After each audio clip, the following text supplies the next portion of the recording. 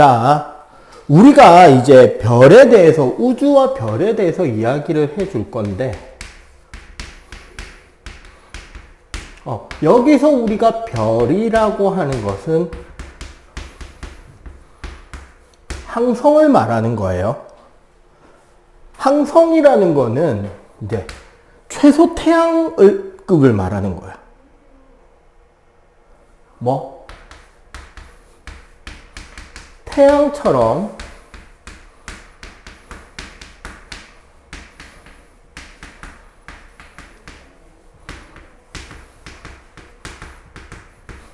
스스로 빛을 내고 있는 천체를 항성이라고 합니다.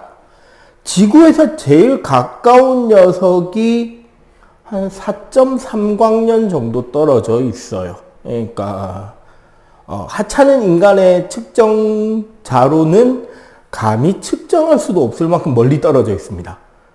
좀 이따 이제 요 개념들을 이야기를 할 건데, 매우 멀리 떨어져 있다.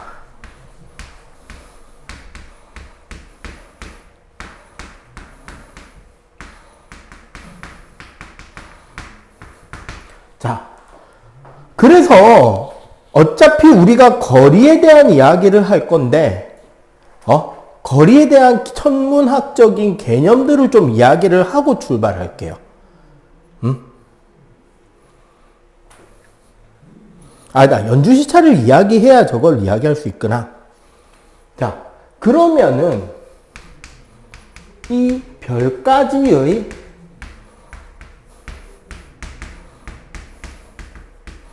거리를 측정하는 방법, 별까지의 거리를 측정하는 가장 기본적인 방법으로 나온 게 바로 뭐냐면 우리가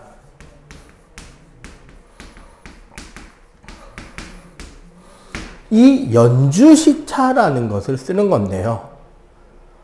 연주시차라는 것은 일반적으로 시차각의 절반을 연주시차라고 합니다. 처음 들어보는 단어들이 지금 폭발하고 있습니다. 그죠? 시차란 뭐냐? 아주 심플하게 이야기하자면 우리 3D 영화 있죠? 3D 영화에서 입체감을 어떻게 만들죠? 3D 영화나 3D 안경으로 집에 있는 TV에 3D 모드 켜면은 어떻게 입체감을 만들지? 간단해. 왼쪽 눈으로 보는 세상이랑 오른쪽 눈으로 보는 세상을 다르게 만들면 돼요. 그 각도의 차이를 가지고 우리는 거리의 감을 만듭니다. 그래서 동물들 중에 육식동물이나 혹은 육식은 아니지만 거리 감각이 중요한 동물들, 원숭이들 있지. 원숭이는 육식은 아니지만 거리가 대단히 중요하죠. 왜? 이 나뭇가지에서 저 나뭇가지로 점프하는데 나뭇가지의 거리를 잘못 잡으면 어떻게 돼요? 점프 부악 뛰어서 나뭇가지가 저기 있는 줄 알고 딱 했는데 거리를 내가 너무 짧게 계산했어. 떨어지면 쪽팔리잖아. 아니면은 너무 먼 줄 알고 뛰었는데 알고 보니 가까워. 붕 날아가다가 탱. 골때리죠 이거는. 맞지? 그래서 거리가 중요한 동물들은 눈이 앞에 몰려 있어요. 육식 동물들은 생각해봐. 독수리가 토끼를 잡아먹기 위해서 샥 내려왔어. 토끼가 여기 앉아있는데 여기에 확 하고 올라가면 거리 못 잡아. 개판 나겠죠. 그래서 거리를 잡아야 되는 애들은 여기에 있어. 거리랑 상관없이 육식동물이 나타났는지를 감시하고 나타나면 튀기만 하면 되는 애들 있지. 걔네들은 눈이 여기 박혀 있어. 왜? 여기 박혀 있으면 뭘 할 수 있어? 360도 감시가 가능하죠.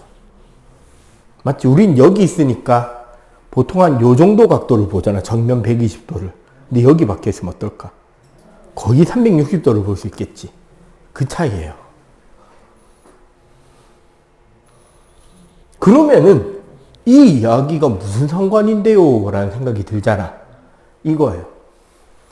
우리 하늘은 천구라고 하는 지구로부터의 거리가 얼마? 무제한인 가상의 반구형 공간을 가정하고 거기에 별이 있는 것처럼 느껴진단 말이죠. 하늘을 보면 하늘이 둥그런 가상의 반구로 덮여 있는 것처럼 보이잖아. 근데 우리가 느끼는 거리가 무제한이죠. 근데 실제로는 별이 거기보다는 어디에 있다? 거리 무제한은 아닐 거 아니야. 실제 별까지의 거리는. 그럼 그 앞쪽에 별이 있을 거 아니야. 그죠? 그리고 우리 지구는 태양을 중심으로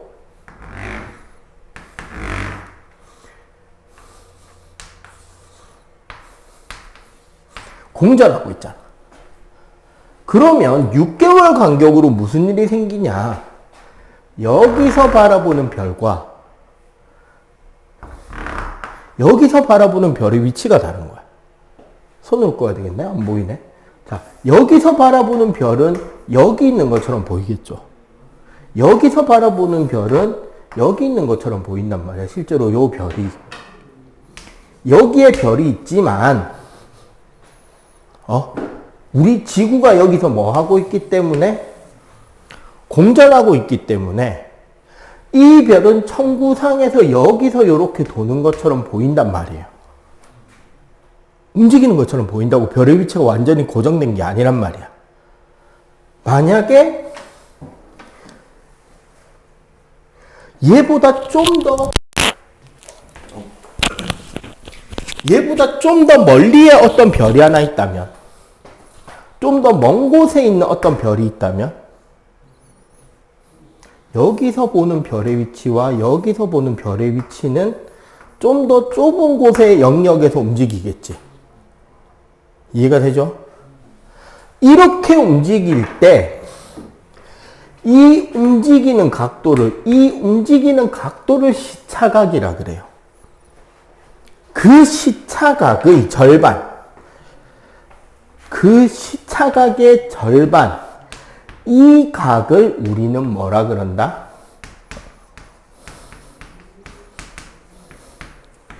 연주시차라고 하는데 생각해보니까 어떻다?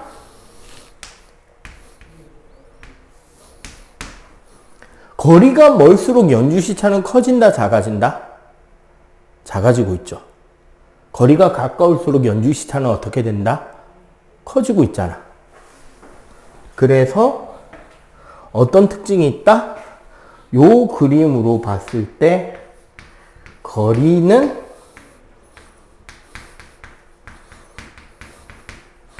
연주시차분의 1이다. 즉 연주시차에 반비례한다가 되는데 실제로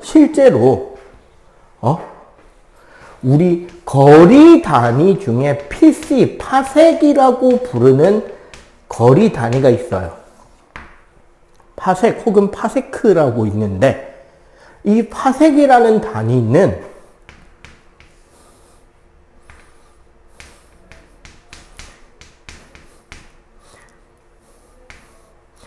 연주시차 각도 단위인데 초 단위입니다. 초분의 1이에요. 쌤, 각도에 초가 어디 있어요? 있습니다. 시간 단위의 초는 알죠?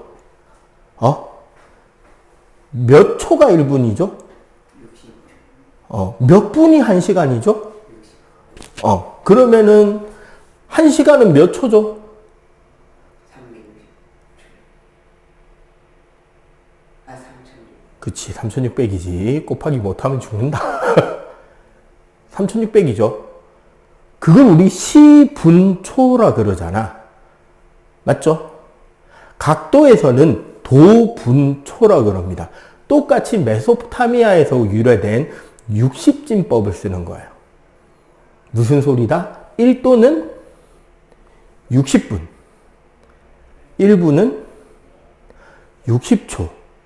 그럼 1도는 몇 초? 3600초.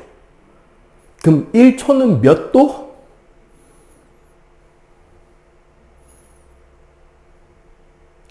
1초는 몇 시간?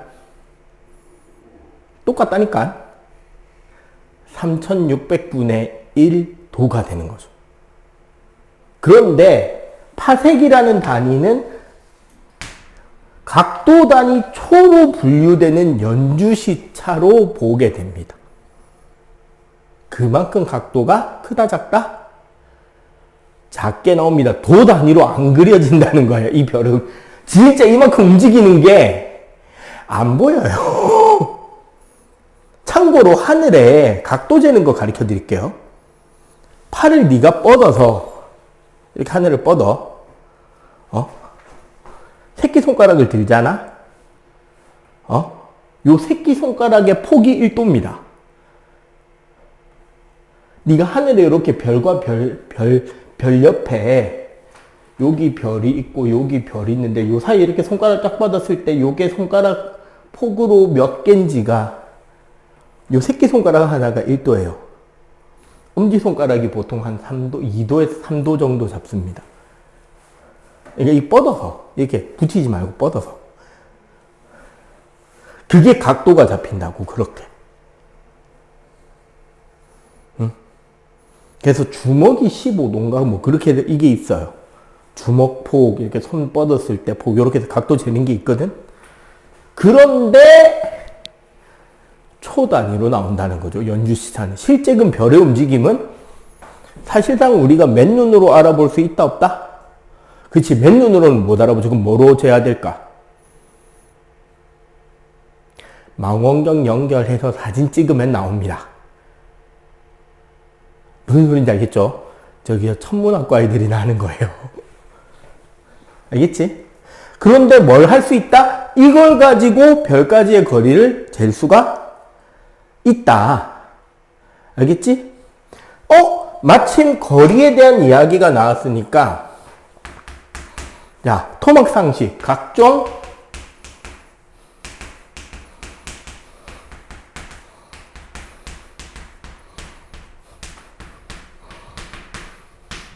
천문학에서 말하는 거리 단위를 말해 드릴게요. 인간의 거리 단위로 환산할 수 없을 만큼 큰 단위들이 터져 나옵니다. 되게 작은 단위부터 알려드릴게요. 1AU, 1 Astronomic Unit, 제1 천문 단위. 뜻은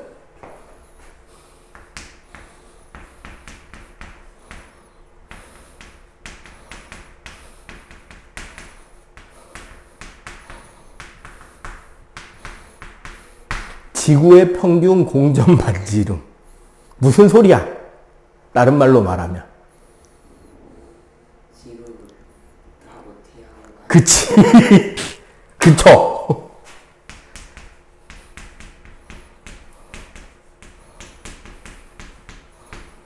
지구에서 태양까지 거리. 얼마쯤 될까? 인간의 자로 설명하자면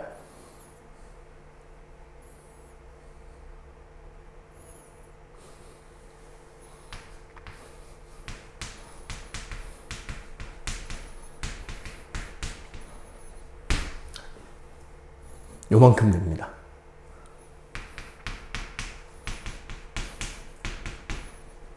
미터 단위로 이렇게 쓰면 좋겠죠. 1.5 곱하기 10의 11승 미터. 네, 이만큼 됩니다. 참고로 빛의 속력으로 8분 40초 걸립니다. 내가 이걸 왜 이야기해 주냐?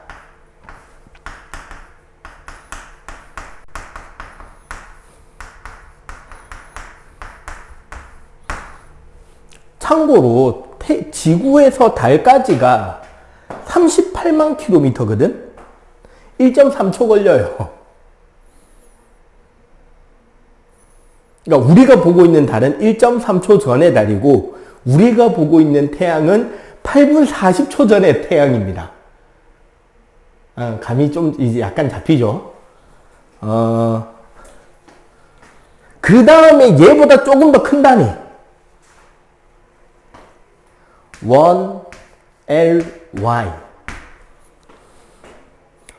영어 대문자는 축약어라는 소리죠. right ear. 무슨 뜻이야? 광년.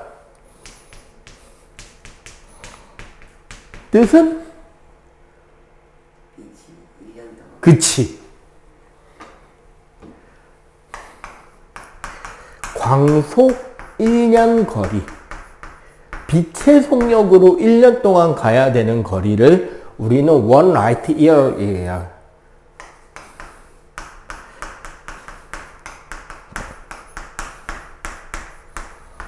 를 우리는 1광년이라고 하고요. 그 다음에 아까 여기서 나온 얘보다 이제 그 다음 큰 단위가 1파섹. 얼마쯤 되느냐? 3.26광년쯤 됩니다. 이게 그러면 20만 6265 AU?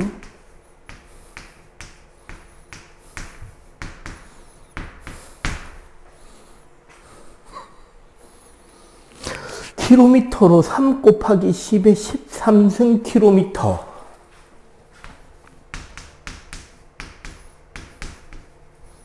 그러니까 3 곱하기 10의 16승 미터겠죠. 원래 이제 미터 단위 써야 되니까 과학에서. 인간의 자로서는 참 그렇죠. 자, 그러면 우리 요거 잠깐 생각해 보자. 아까 항성은 매우 멀리 떨어져 있다 그랬잖아. 태양 말고 제일 가까운 별이 얼마나 떨어져 있을까?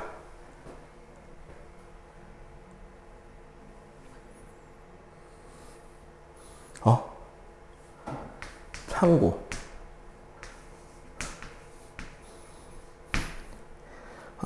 센타우리 알파별이라 그래가지고요. 그 켄타우루스 자리 있거든요. 그 반인 반마족 자리. 궁수 자리 말고 또 있어요. 켄타우루스 자리 알파별까지가 가장 가까운 별로 현재까지 알려져 있는데 별로 안 멀어요. 요 정도 됩니다. 가깝죠. 그냥 그렇다고요.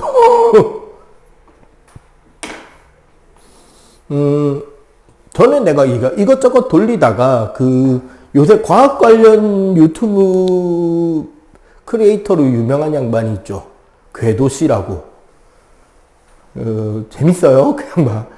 원래 공무원이 그 지랄 하면 안 되는데, 어떤 과학진흥청인가 거기 속해 있는 연구원 소속으로 유튜브로 돈 벌다가 잘렸죠. 예, 이제 그냥 전업 유튜브가 되셨는데, 그 양반 컨텐츠 최근에 보다가 그 이야기를 하더라고. 외계인이 지구에 쳐들어오게 되면, 과연 미국은 외계인과 싸울 것인가? 거기에 그 사람은 전혀 다른 시각의 대답을 하더라고.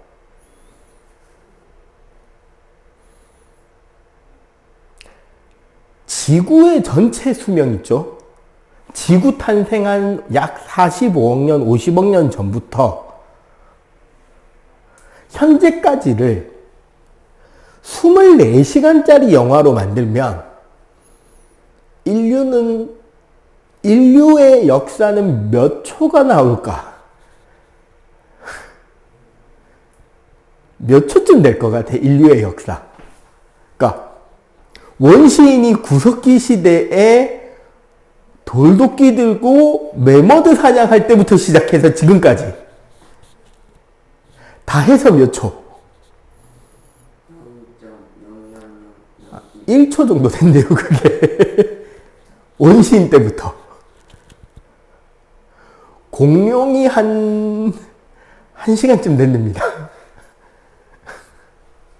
아니다, 1시간 안 된다던가. 30분쯤 된다던가. 공룡 시대 다 해서 한 30분 된대요.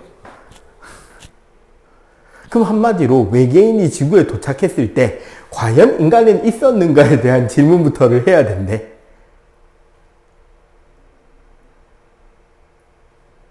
인류가 외계에 나갔을 때 그 별에 인류급의 인류 혹은 인류 이상의 지적 생명체가 존재할 확률부터 계산해야 된대. 막판 1초에 도착해야 되는 거야.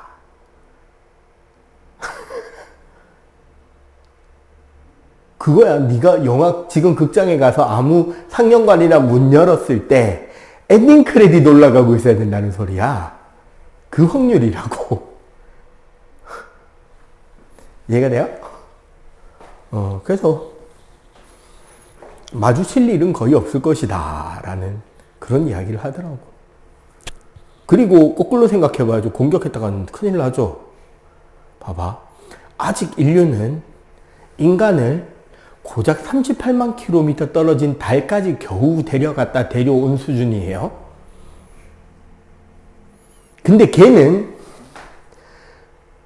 최소로 잡아도 여기서부터 지구까지 날라온 애들이야.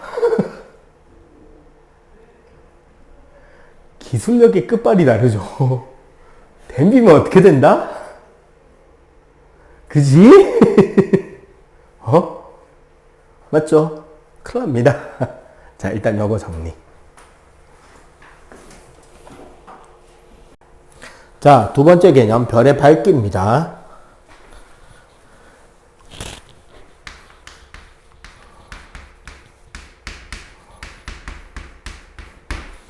결국 별의 밝기를 결정하는 것은 크게 세 가지거든요.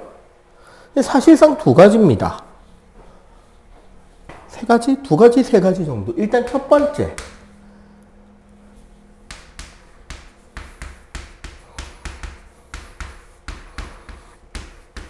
거리가 있어요.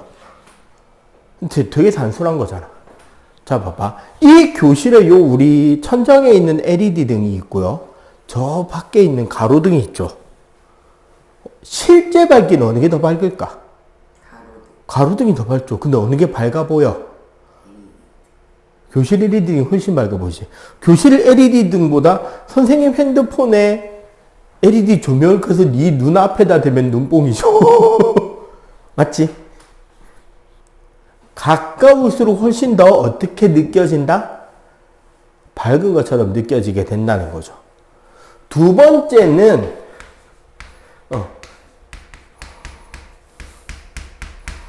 별의 크기입니다. 반질은 표면적이에요. 사실은 표면적이겠지.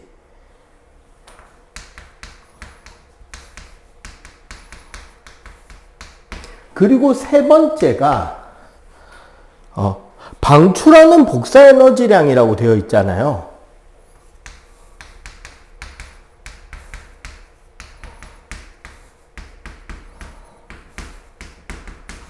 요렇게 되어 있는데 사실 요 단위 면적당 같은 시간에 방출하는 에너지량은 뭐랑 관련이 있냐면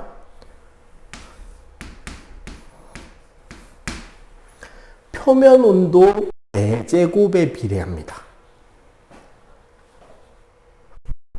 얘는 우리 쪽을 바라보는 표면적이기 때문에 반지름 제곱에 비례해요. 그리고 얘는 우리 지구로부터 거리 제곱에 반비례합니다.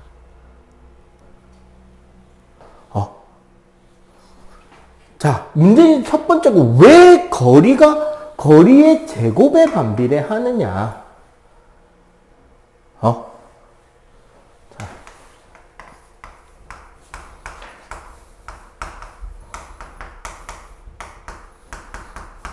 자, 요거 하나 옛날에 선생님이 여러 가지 힘 설명할 때 한번 그려줬던 그림이기도 해요. 결국 뭐냐면 우리가 한 점으로 보이는 공간에서 에너지가 모든 사방팔방으로 퍼져나가잖아. 그러면 같은 거리에 있는 점들을 다 모으면 9가 되죠. 맞지? 그럼 봐봐. 사실은 이렇게 우린 생각해 볼 수 있잖아. 요런 어떠한 구면에 전달되는 총 에너지량과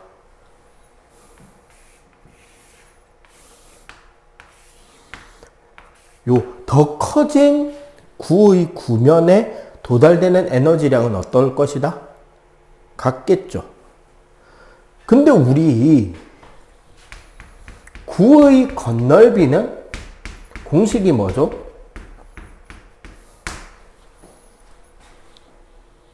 4파이야죠. 네, 그쵸. 그러면 단위 면적당 가해지는 에너지는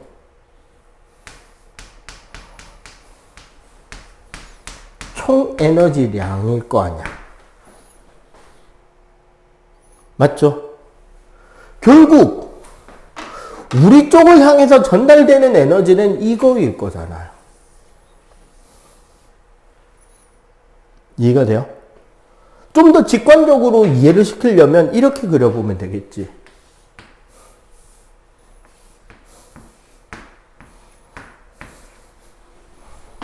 자, 봐봐.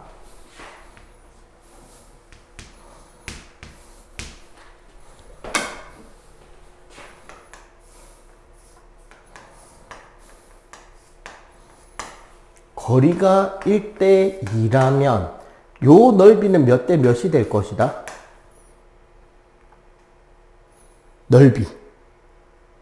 닮은 비로 1대 4의 넓이가 될 거 아니야. 맞죠? 그러면 봐봐. 똑같은 넓이에 가해지는 에너지는 전체의 4분의 1이죠. 그러니까 단위 면적당 방출되는, 그러니까 우리가 받게 되는 에너지량은 거리 제곱에 반비례해서 퍼지니까 약해질 것이라는 거지. 알겠죠? 이렇게 해서 약해집니다. 그지? 그래서 기본적으로 별의 밝기는 그 별까지의 거리 제곱에 반비례해서 약해진다.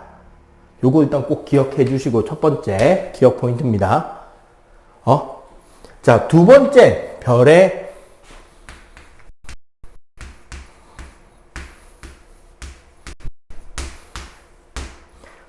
밝기 등급에 대해서 옛날 고대 그리스의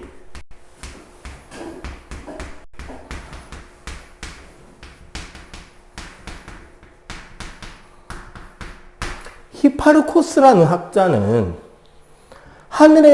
그러니까 밖에 나가서 하늘의 별을 볼 때 별들이 밝기가 서로 조금씩 다르다는 것을 알아냈단 말이죠. 그래서 이 히파르코스가 분류하기로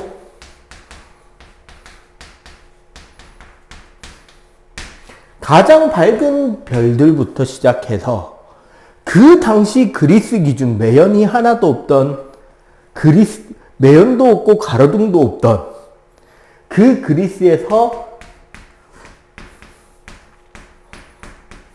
겨우 보이는 등급까지를 1등급에서 6등급으로 잡았습니다.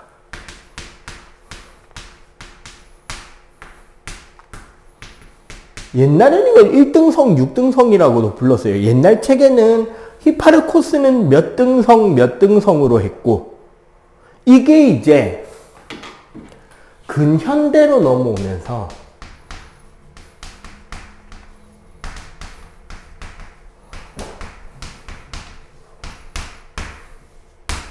사진으로 찍을 수 있게 됐단 말이죠, 별을.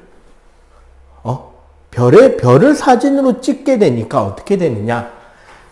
사진이라는 거는 결국 뭐냐면 빛에 의해서 화학 반응이 일어나고 그거 받아들인 빛의 양에 따라서 인화되는, 그러니까 화학 반응으로 인해서 반응이 일어난 부분에 색깔이 바뀌는 물질들을 이용해서 빛의 양을 측정하는 기술이란 말이야, 결국은.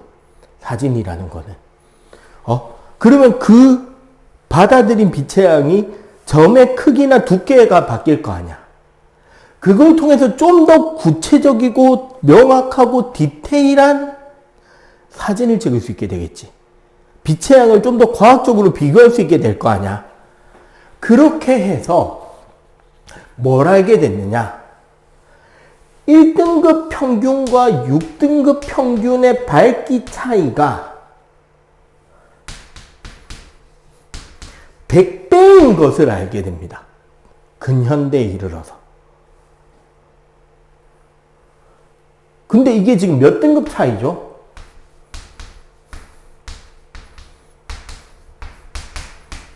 5등급 차이가 100배라는 걸 알게 된 거잖아. 그래서 어떻게 하느냐? 한 등 차이를 2.5배로 잡은 거야. 그러면 2등 차이는 곱하기 2.5의 제곱이니까 6.25배 혹은 6.3배율 차이가 되겠죠? 맞지?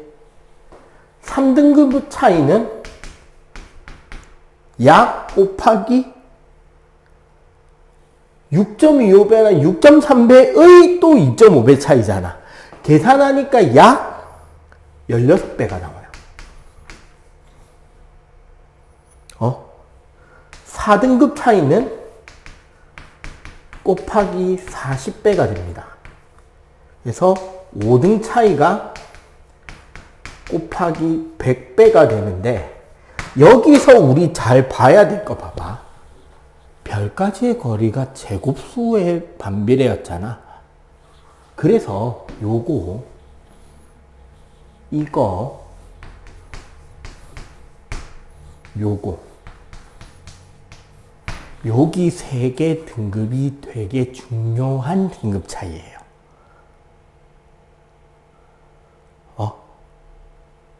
왜 이 3개가 되게 중요하냐? 왜 중요하냐? 왜 중요하냐면, 요 3개 중요한데 왜 중요하냐?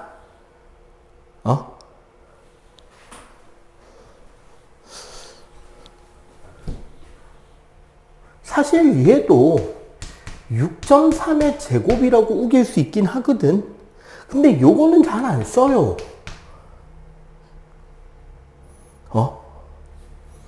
왜 중요하냐면 이게 있습니다. 아까 내가 너한테 밝기 물어볼 때 실제로 뭐가 밝냐라고 물어보고 뭐가 밝아 보이냐라고 물었던 거 기억하죠? 별의 밝기에도 그 2가지가 있다는 거야.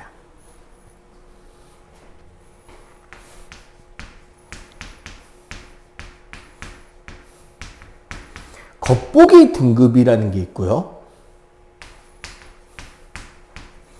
절대 등급이라는 개념이 있어요.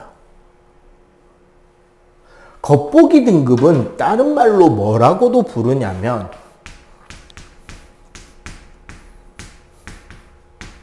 실시 등급이라고 합니다. 여기서 시는 볼시자예요. 이거는 무슨 소리다 한마디로?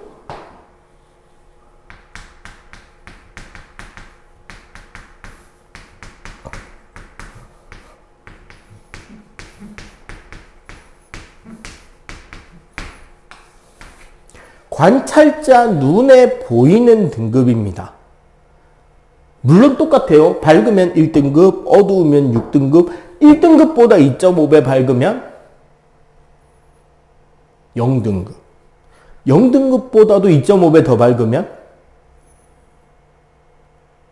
마이너스 1등급, 걔보다 또 2.5배 밝으면 마이너스 2등급, 마이너스 2등급보다 100배 밝으면 마이너스 7등급. 100배는 5등급 차이라. 알겠어요? 그래서 우리 관찰자 눈에 보이는 등급을 겉보기 등급이라고 하고요. 절대 등급이라는 거는, 자, 요 숫자가 중요합니다.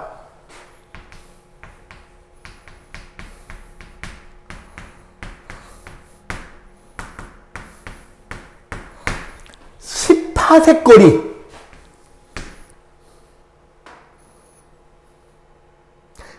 18색거리. 18색거리에 있다고 가정한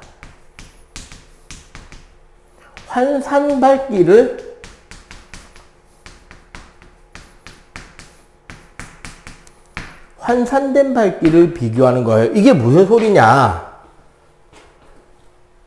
잘 봐봐. 뭐 태양이든 지구든 파색단이 이야기하는데 1AU는 똑같은 위치랑 마찬가지잖아. 그리고 여기에 가상의 10파색의 어떤 선이 있다고요. 그지? 그럼 이런 생각해봐봐. 요 안쪽에 있던 별은 10파색까지 물러난다면 밝아질까요? 어두워질까요? 어두워지겠죠. 거리가 멀어지니까. 그러면 등급이 플러스 되겠지. 이해가 되죠? 그러면 저 뒤에 있던 별은 앞으로 오면 어떻게 될까? 밝아진다, 어두워진다? 그치. 밝아지니까 등급이 마이너스가 되겠죠. 마이너스 이제 숫자가 줄어들 거 아니야. 만약에 어떤 별이 여기에 있었으면 어떻게 될까요? 10파색 위치에 있던 별이라면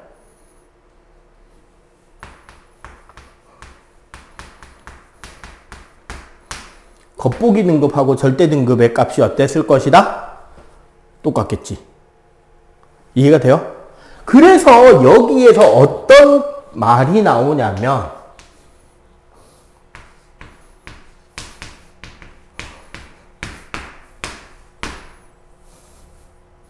겉절이라는 말이 나와요. 겉절이 좋아하냐? 그 김치 비싼 건데 바로 그냥 양념만 살짝 묻혀놓은 그 어떻게 보면 한국식 즉석 샐러드죠. 이게 무슨 소리냐면 겉보기 등급 빼기 절대 등급은 거리가 됩니다. 그래, 겉절리인데 원래는 발음을 자연스럽게 겉절이. 겉절이. 오케이? 그래서 무슨 소리다? 겉보기 등급 빼기 절대 등급을 해서 숫자가 플러스가 나왔어. 멀다는 소리입니다. 여기는 그래서 겉절이가 0보다 커요. 요 안에 있는 애들은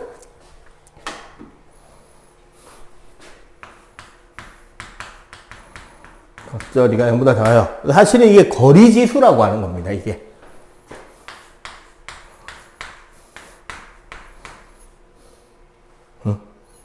알겠어요? 참고로 말해줄게. 태양 있죠, 태양. 태양 겉보기 등급이요. 마이너스 26.8등급이에요. 절대 등급은 4.3등급인가 밖에 안 돼. 사실은 어떤 별이다? 태양을 10파색 거리에 갖다 놓으면 지구에서 안 보여. 아니, 적어도 부산에서는 안 보여. 우리가 하늘을 볼 때 지금 오늘은 이제 흐리고 비 오니까 안 보이는데 날씨 되게 좋은 날 하늘 보면 2등급 정도까지 보입니다. 진짜 조명도 없고, 구름 한 점 없이 진짜 맑은 날. 상등급 보일랑말랑합니다. 3등급 중에서 좀 밝은 애들이 보일랑말랑할 정도까지 가요. 2등급까지 잘 보이고. 참고로 북두칠성이 올 2등급이야. 북극성 2등급이고. 오리온 자리가 1등급하고 0등급, 1등급, 2등급, 3등급으로 구성되어 있거든. 대부분 2등급 이상이야. 그래서 오리온 자리 그 나비 넥타이가 2등급 정도 돼서 사진에 좀 찍혀요. 어느 정도로 찍히느냐?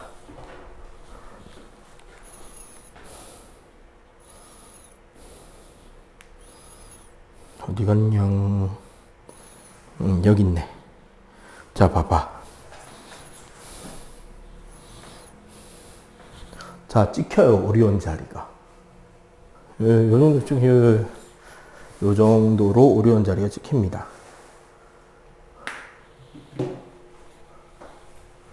그렇기 때문에 겉보기 등급 빼기 절대 등급 거리지수 뭐 이렇게 한다 해도 제 태양 같은 경우 워낙에 가까우니까 거리지수가 막 마이너스 30 몇 나오는 거야.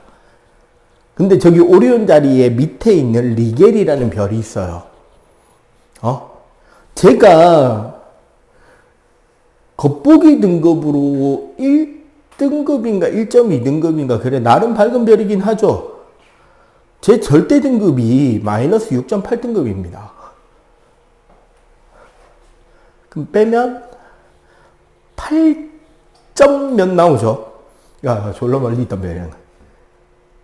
저게 나중에 고등학교 G2가 되면 계산할 수 있게 돼요, 실제로. 그리고 옛날 중등에선 계산 문제가 나오기도 했어요. 100점 예방용으로. 아니, 낼 수 있다니까. 왜냐면 예를 들어 이런 거야. 한 문제 정도만 내볼까? 여기에? 이런 거예요.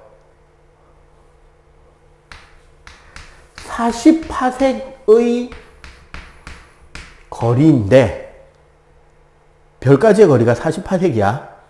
겉보기가 3등급이야.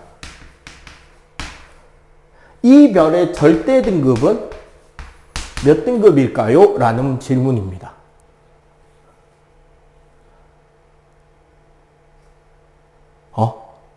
그러면 봐봐. 요게 이제 요 칠판에 있는 내용을 종합적으로 다 때려 박으면 돼. 봐봐. 10파섹이죠? 이 별의 거리가 지금 얼마였다고? 40파섹이잖아. 그러면 얘가 요까지 오면 거리가 4분의 1이잖아. 맞지? 거리가 4분의 1로 줄잖아. 40파섹에서 10파섹이 되는 거니까. 그럼 밝기는 몇 배로 밝아져야 되죠? 거리 제곱분의 1이니까 밝기는 얘 제곱한 뒤에 역수 취하면 돼. 16. 그치. 그러면은 밝기가 16배야. 맞지? 16배면 몇 등급 차이다? 3등급 차이라는 소리죠. 밝아졌어, 어두워졌어? 밝아졌잖아.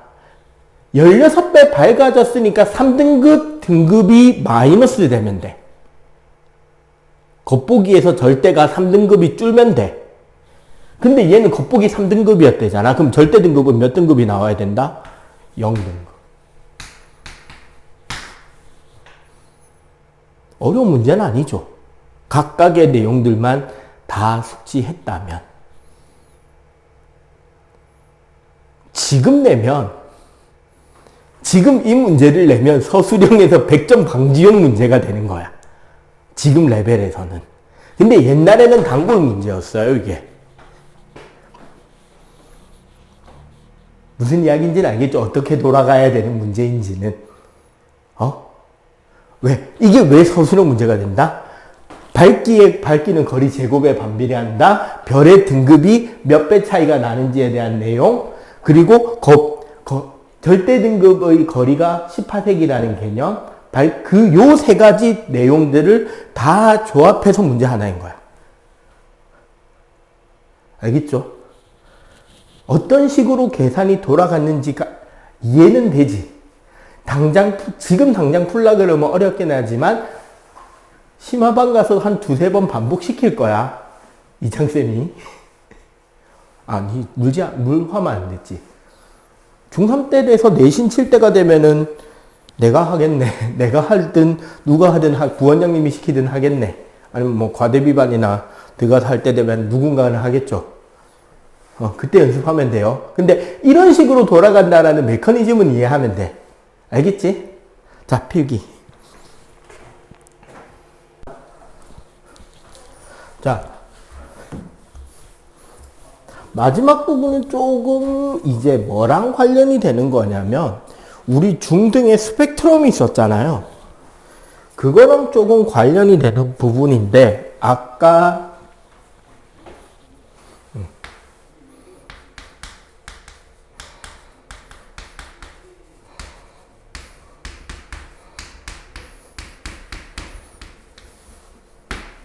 표면 온도와 스펙트럼이라는 부분이 있습니다. 우리 그 빛이 굴절이 될 때 에너지의 크기, 그리고 이제 빛의 진동수에 따라서, 즉 색깔에 따라서 굴절률이 바뀌고 꺾이는 정도가 달랐잖아. 그거랑 관련이 되는 건데요. 아까 이야기했지만 표면에서 단위 표면적당 방출하는 에너지는 절대온도 4제곱에 비례하고, 그러니까 동일한 면적에서 방출하는 에너지량은 절대온도 4제곱에 비례하고,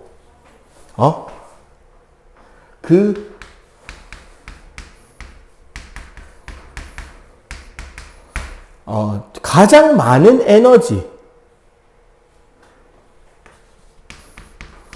에너지를 가장 많이 방출하는 파장의 크기는 절대 온도에 반비례해요. 그러면 어떤 그래프가 그려지느냐?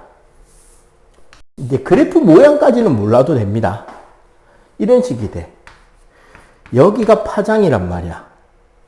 그러면 한 3, 4천 켈빈 정도면 붉은색이 돼요. 걔네들은 여기서 요렇게 돼. 3000 켈빈대의 에너지파는. 물론 여기서 이제 전영역의 빛은 내놓는데 주로 이제 붉은색 쪽의 빛을 좀 많이 내놓는다는 거지. 태양 정도는 이제 얼마가 되냐면 한 6, 7천 켈빈 정도 돼요, 표면 온도가. 그럼 봐봐. 얘보다 온도가 몇 배 높다? 2배 높죠? 4제곱이 한 16배 정도의 에너지가 될 거 아니야. 맞지? 그리고 온도가 높은 만큼 파장은 어떻게 된다? 더 짧은 쪽으로 옮겨가겠죠. 태양빛은 요렇게 그래프가 해요. 여기 이제 한 6000 켈빈 정도의 에너지가 요렇게 방출이 돼. 처녀자리의 스피카라던가 여름철 검은고 자리의 배가 이제 뭐냐면 소위 직녀성, 흰 별들이거든요. 요즘에 보이는 큰 개 자리의 시리우스, 하얀 별들이 있어요. 10,000 켈빈 왔다 갔다 합니다. 얘네들은 그래프가 요렇게 그려져요. 최대 파장이 어디에 있다? 흰색인데 더 짧아지죠. 그거보다 더 높은 파란 별들은 여기 이래 그려지는 거야. 그래프가. 이해가 돼요? 그래서 그냥 이런 식으로 그래프가 그려진다는 걸 그냥 간단하게만 그려준 거고요. 그래서 어떻게 된다? 지금 우리 책에 봐봐. 별의 온도가 파란색이면 보통 5만에서 3만 켈빈. 절대온도 기준입니다. 3만 켈빈 이상이라는데 보통 5만에서 3만 켈빈이 파란 별. 그 다음에 청백색이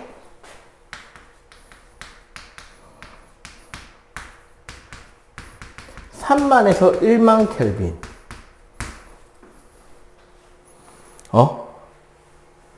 그 다음에 백색 1만에서 보통 한 8,000, 7,500, 8,000 8,000, 7,000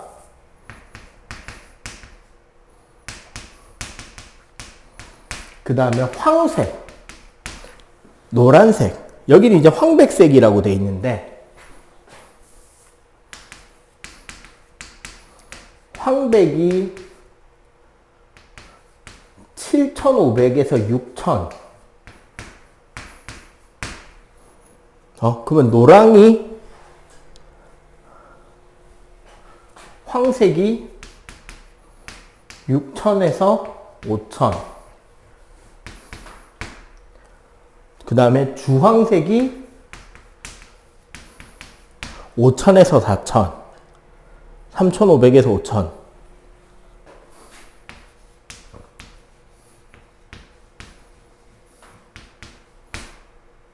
그 다음에 적색이 보통 3,500 이하.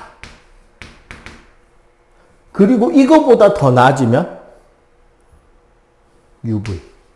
UV란다. IR.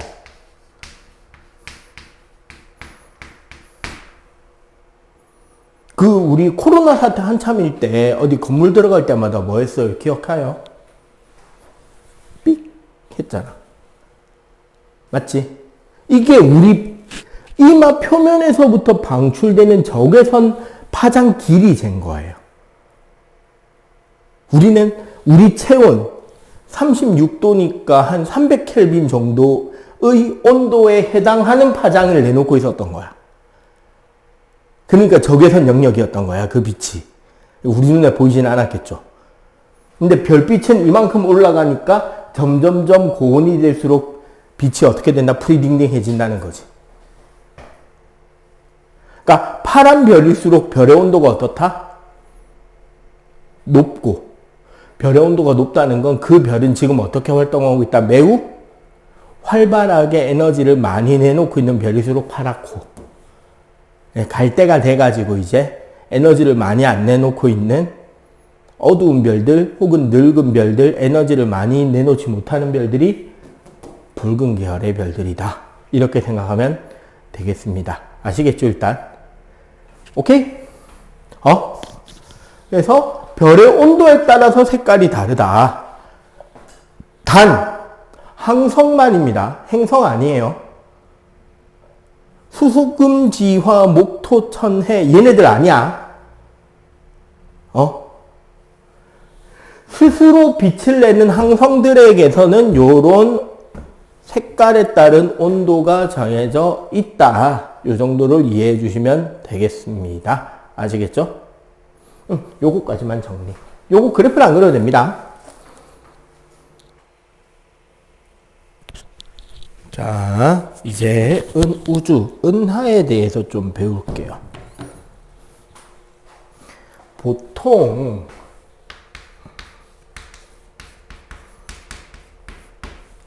아까 배운 항성들 있잖아요. 얘네들이 보통 수백억, 수천억 개 단위로 모입니다.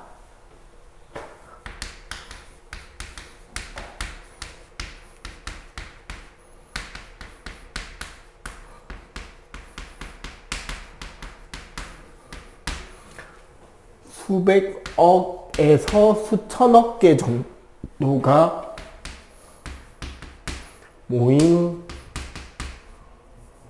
단체를 우리가 은하계라 그러고요. 사실 이제 종류가 꽤 다양해요. 기본적으로 어떤 형태들이 있냐면 타원은하라고 부르는 애들이 있어요. 타원은하라는 건 어떤 거냐면 여기가 이제 타원은하야. 팔이 있는 게 아니고 그냥 구형체에서 이렇게 좀 납작한 원반 형태를 띠는 형태로 생긴 은하들이 있어요. 그리고 이 타원은하의 끝에 원반은하라고 불리는 좀 특이한 형태의 은하가 나타나는데 원반과 은하핵이 만들어지는, 자, 팔은 없습니다, 아직. 원반과 핵이 있는 형태. 어떤 형태인지 알겠지? 공에 판때기 붙어 있는 거. 요거를 우리는 원반은하라고도 합니다. 자, 얘 세 개는 뭐가 없다? 은하핵 구조가 없거나 그냥 은하핵만 있는 것 같은 거죠. 동그란 덩어리. 여기는 쉽게 말하면 잘 봐봐. 요렇게 동그란 핵 구조와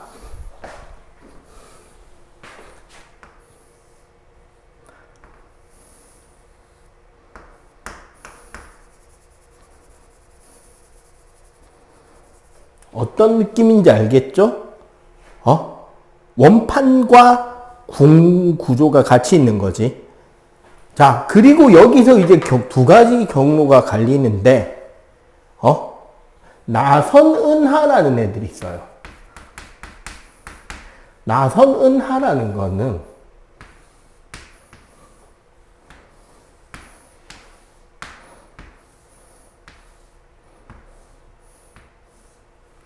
요런 식으로 핵과 팔이 있는 은하를 나선은하라 그러고요. 그리고 막대 나선은하라는 구조가 있습니다. 이거는 뭐가 다르냐면 잘 봐봐. 은하핵과 은하핵을 관통하는 막대 구조와 그 막대에서 연결된 팔이 달려요.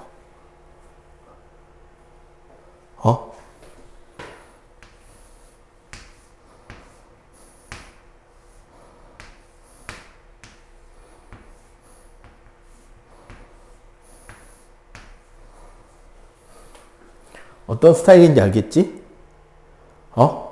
그리고 불규칙 은하가 있어요. 우리 은하는, 자, 여기서 이제,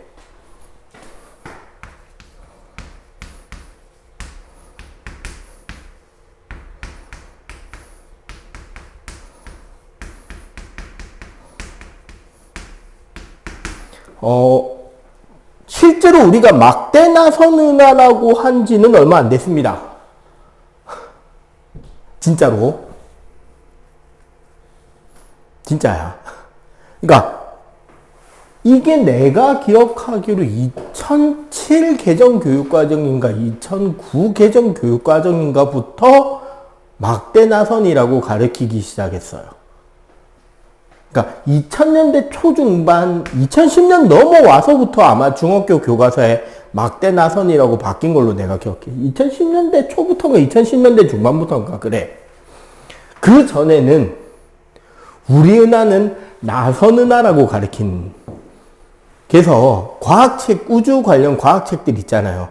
옛날 책들은 나선은하라고 돼 있고 최근 업데이트된 책은 막대 나선이라고 돼 있어요. 그러니까 요 막대 구조 있지. 최근에 발견한 겁니다. 이제 최근에 우리 인류가 뛰어난 천체만원경들을 지구에서 관측하는 게 아니라 지구 밖으로 인공위성 궤도나 화성 궤도 바깥에까지 인공위성으로 망원경을 쏴 올려놓고 거기서 찍는 거야. 지구 밖에서 망원경을. 그렇게 찍으면서 이제 이런 구조들이 발견이 되면서 이런 게 발견이 된 거고요.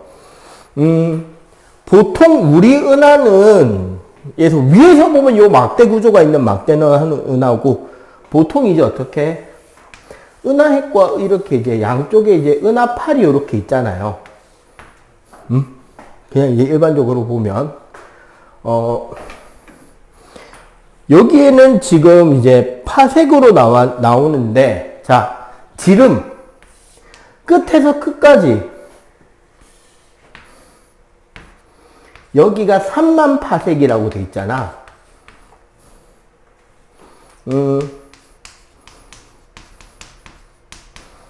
10만 광년 정도 됩니다. 그리고 우리 태양계의 위치는 은하핵 중심에서부터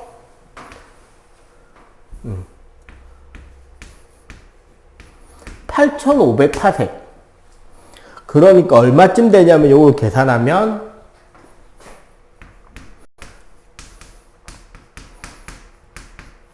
약 3만 광년 정도 떨어져 있는 오리온팔이라고 부르는 은하팔에 들어있어요. 그러니까 어떻게 되느냐? 자, 요런 걸 생각해 볼 수 있겠다, 그지? 여기에 이제 우리 태양계가 있다는 거잖아. 그럼 우리 지구가 이쪽을 바라볼 때랑 이쪽을 바라볼 때 소위 은하수의 크기가 다르겠죠.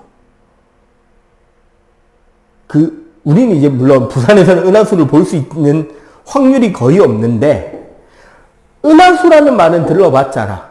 은하수, 밀키웨이, 갤럭시, 혹은 그리스어로 비알락테아, 우유의 길, 젖의 길.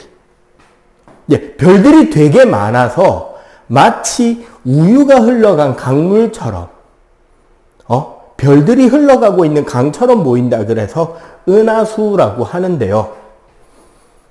이게 뭐냐면 우리 은하를 이루는 별들을 보게 되는 건데, 참고로 바깥쪽을 볼 때가 겨울이고 요 안쪽을 볼 때가 여름입니다. 그러니까 여름철은 우리가 은하 중심 방향을 보게 되기 때문에 밤에 은하수가 어떻게 보일 거다?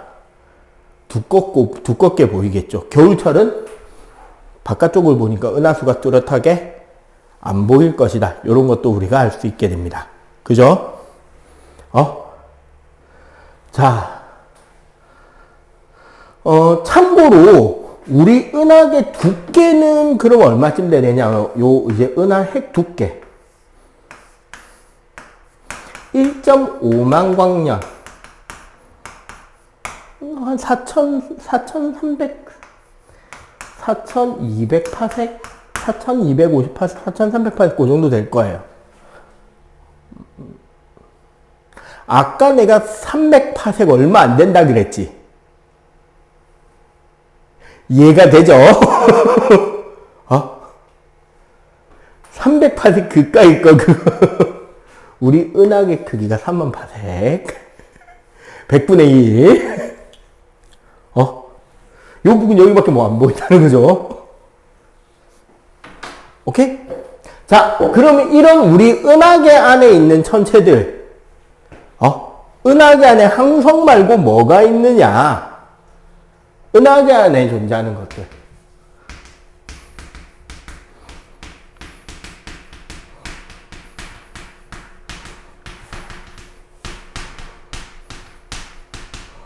우리 은하계 안에 들어있는 것들에는 뭐가 있느냐? 첫 번째, 성간물질.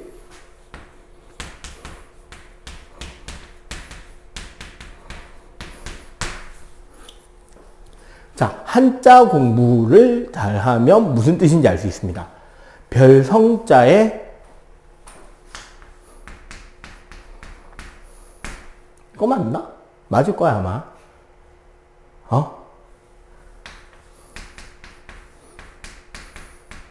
사이간자. 이 성자가 맞나? 이건가? 에이씨 모르겠다. 어쨌거나 별과 별 사이를 차지하고 있는 물질이란 뜻이에요. 그러니까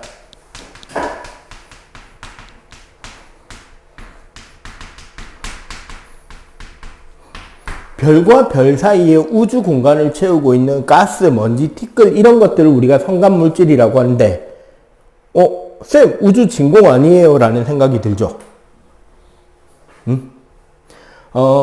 우리가 일반적으로 중등 교과에서 나오는 건 아닌데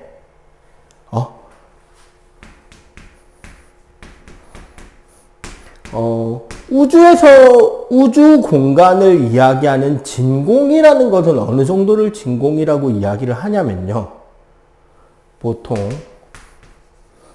1세제곱미터 공간에 1세제곱미터면 어느 정도 크기인지 머릿속에 한번 딱 생각해봐요. 가로, 세로, 높이 1m. 그러면 약 얼마쯤 되게 이게? 1000리터입니다. 1000리터.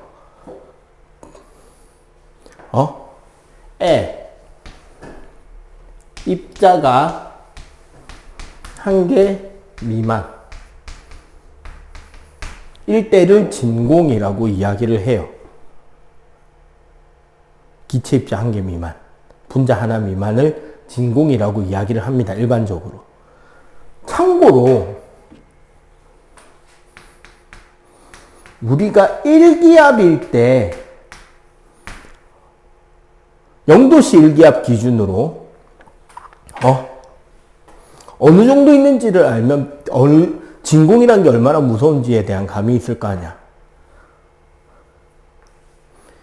22.4리터 부피 속에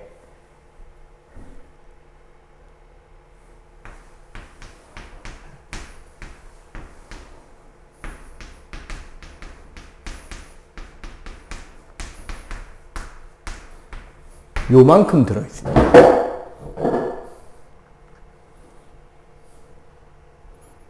느낌이 오죠? 그러면 성간물질이라는 건 별과 별 사이에 존재하는 가스나 먼지, 티끌 이런 건데 그 말은 뭐다? 일반적으로 말하는 진공인 우주 공간보다 뭐가 좀 많이 있는 공간이 있다는 거죠.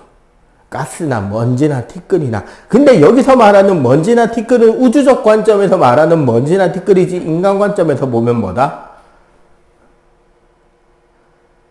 바위죠.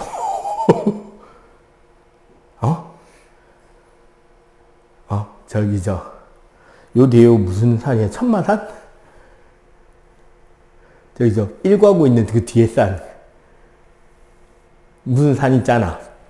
그 산 요렇게 우리 밑에서 보면 저 산 꼭대기 부분에 바위 하나 튀어나온 거 보이잖아. 그만한 바위들.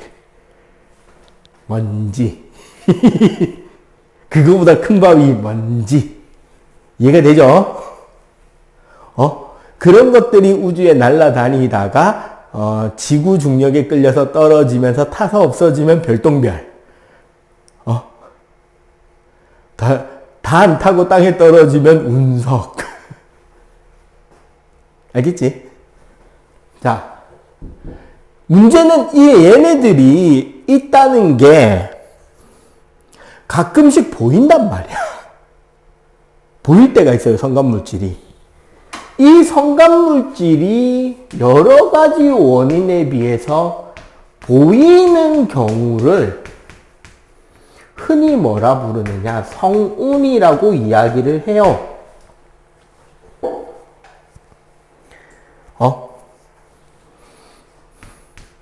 일반적으로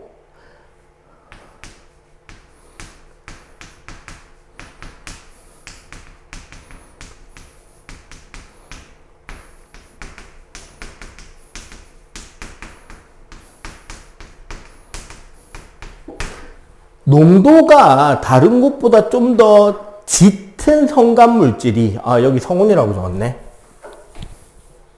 짙은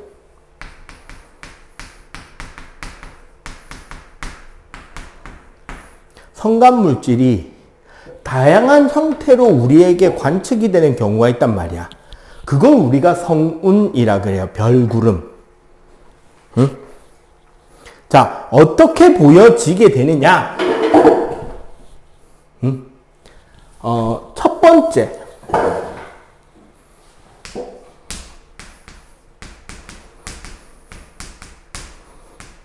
방출형. 혹은 얘를 발광성운이라고 해요. 발광성운은 우리 여기 보면은 옆에 그림이 그려졌는데 내가 생각하기에 저 그림이 좀 잘못된 게 있거든. 그래서 그림을 좀 다르게 그려드릴게요. 성간물질 가스 덩어리가 보통은 가스 안에 별이 있을 때도 있고 가스 밖에 별이 있을 때도 있는데 가스 밖에 있는 별이 더 많아요, 사실은. 바깥에 있는 별로부터 에너지를 받아요. 에너지를 받아서 얘가 반응을 합니다. 뭐 화학 반응을 하든 연소를 하든 다양한 형태로 반응을 해서 이 가스에서 반응에 의한 에너지가 방출해. 가스의 반응 에너지가 방출이 되는 케이스야. 그러면은 자, 생각해 봅시다. 온도가 높을까요, 낮을까요? 별빛에 비해서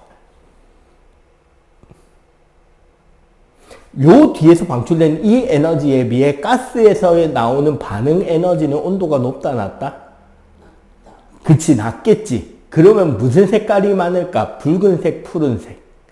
그치. 그래서 여기서 나오는 방출형 성운의 빛은 붉다. 그리고 잘 봐봐. 가스 자체의 형상, 가스가 모여서 연소되고 있는 가스 자체의 모양이 살아있다니까. 가스 전체가 반응을 하니까. 저기 방출형 성운들 봐봐. 어떤 느낌이야? 가스 자체의 모양 형태가 선명하게 살아있죠. 이해가 되지? 가스 자체가 활활 타오르는 느낌이 나잖아. 맞죠? 자, 두 번째가 반사형인데, 얘는 뭐냐면, 이렇게 이제 성간물질이 있는데, 오늘 같은 날씨에 가로등 보면 반사성운 느낌이 나요, 선생님은. 이런 곳에, 실제로 가스 내부에 이제 온도가 높은, 새로 갓 태어난 온도가 높은 요런 별들이 있는 거야. 파란 별들이. 얘네들은 에너지 방출이 되게 많이 되겠지. 그런데 주변에 가스가 있는데, 즉 안개가 낀 곳에 가로등 켜놓으면 가로등 부근이 어때? 뿌옇죠. 가로등 빛이 산란되고 해서. 그래서 별들을 중심으로 그 부근이 어떻게 보인다? 별빛을 중심으로 뿌옇게 빛이 반사돼서 빛이 나는 거야. 이게 반사형 성운이에요. 그래서 반사성운의 별들을 봐봐.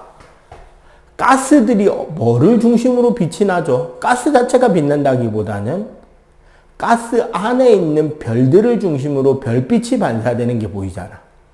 그래서 실제로 요거보다 뭐가 더 잘 보이는 편이냐면, 반사형 성운은 요 다음 페이지 딱 넘어가면 상계성단 사진이 있거든? 제가 뭐냐면 M45 플레이아데스 성단이라는 거예요. M45라는 건 옛날에 메시에라는 어떤 할배가 저런 성운이나 성단 같은 거에 자기가 번호를 등록했어. 저거 별은 아닌데 뭔가 뿌옇게 보이는 게 있다 해서 그런 거를 1번부터 110번까지 번호를 쭉 붙여놓은 게 있단 말이야. 그걸 메시에 목록이라 그래. 그 중에 M45 상계성단 황소 자리에 있습니다. 저걸 플레이아데스 상계성단이라고 하는데, 저거 봐봐. 별들 중심으로 부근에만 뽀옇죠. 저게 전형적인 상계성단과 반사성운의 콜라보인 거야. 그러니까 성운 안에서 별이 만들어졌고, 갓 태어난 고온의 별이 방출하는 에너지를 인근에 있는 성간물질이 반사해주고 있는 거예요. 무슨 소리인지 알겠지? 그러니까 무슨 빛이 나온다, 여기서는?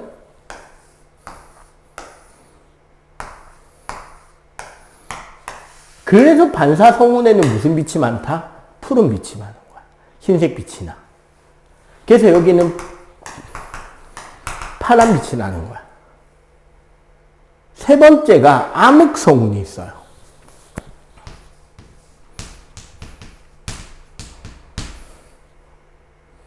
암흑성운이 가장 대표적인 게 말머리 성운이라는 게 있어. 오리온 자리에 있는데, 뒤에 보면 발광성운이 있거든요. 붉은색에. 말머리 성운은 뭐냐면, 뒤에 이런 원래 붉은색의 발광형 성운이 있는데, 이 앞에 농도가 엄청 진한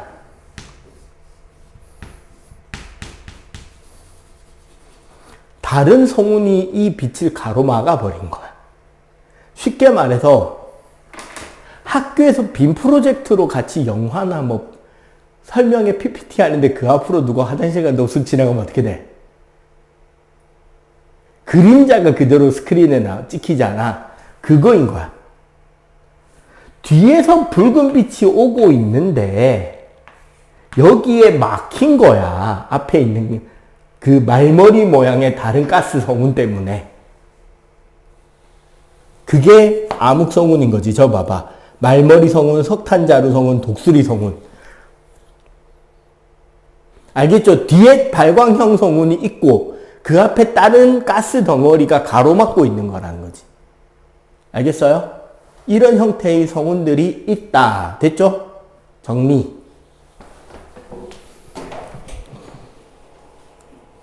자, 성단은, 자, 성운은 가스였잖아요. 그러면 성단은 뭐냐? 별이 모인 겁니다. 별이 모인 건데, 좀 재밌는 게 있어요. 요건 이제 내가 공부하다가, 이거 재밌는데 하면서 만든 건데,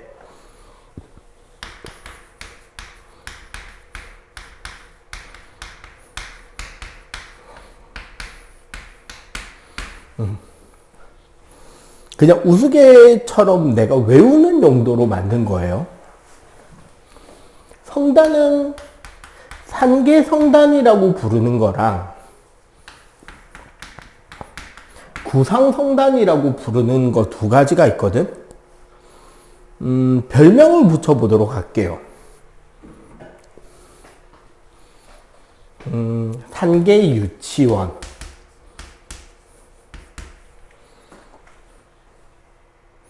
구상노인정. 왠지 어울리지 않냐? 이름부터 좀 느낌이 어울리죠, 그죠?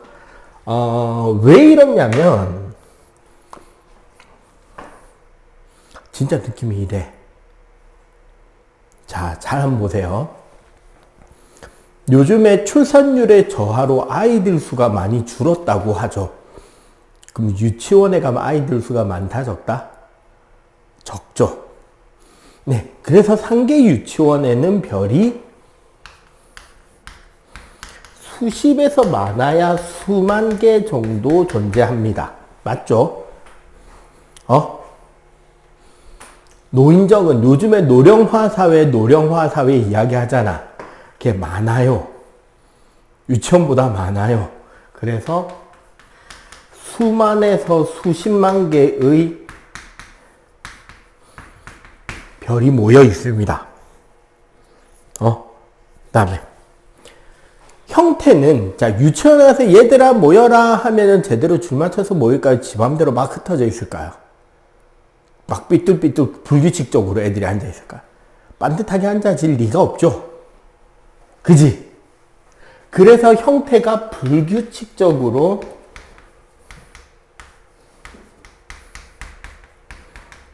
산계에 흩어져 있습니다. 응?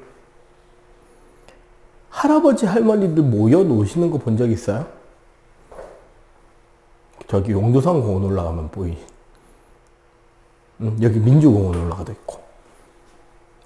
어디 공원에 딱 가면 뭐 해? 예, 바둑 두든 장기 두든 고속을 치든 몇 명이 딱 치고 나머지 전부 다 둥그렇게 모여서 보고 있죠.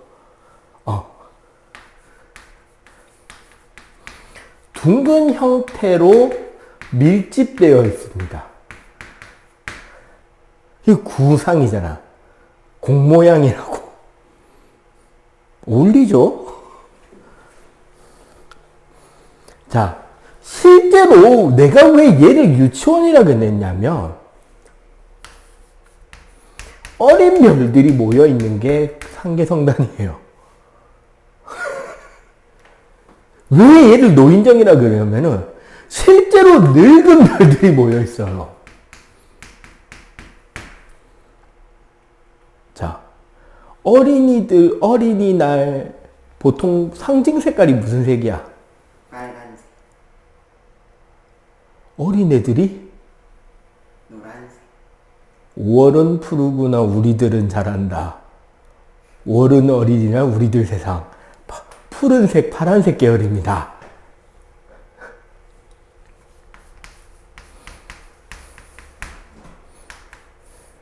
그러니까 파란색에서 흰색 계열의 나름 고온의 별들이 상계성단에 모여 있고요. 노인정은 영감이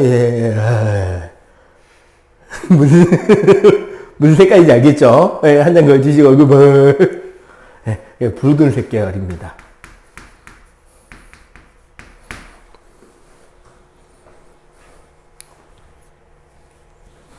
자, 그리고 실제로 얘네들이 그럼 어디에 위치하느냐까지도 완벽해요.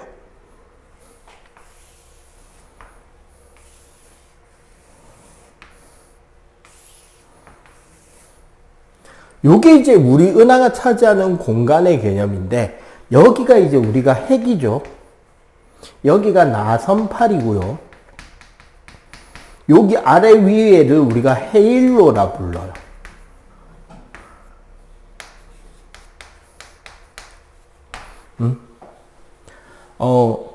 요즘에 유치원들은 전부 다 유치원 봉고차나 유치원 버스로 아이들을 통학시키잖아.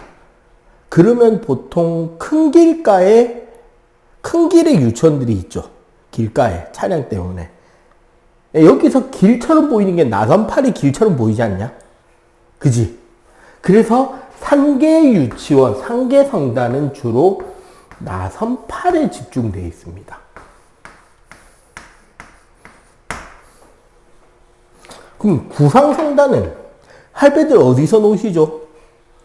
구도심에 있는 공원에 모여 노시거나, 응?